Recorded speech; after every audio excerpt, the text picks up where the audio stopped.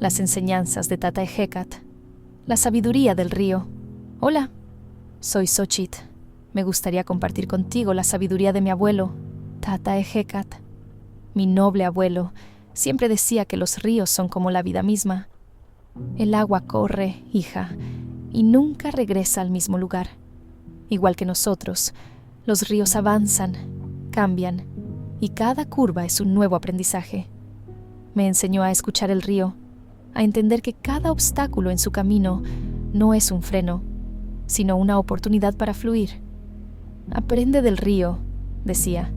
Sigue adelante, adapta tu curso, pero nunca pierdas tu esencia.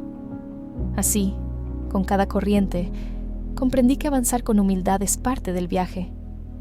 Mi abuelo me contaba muchas historias, como seguramente el tuyo también.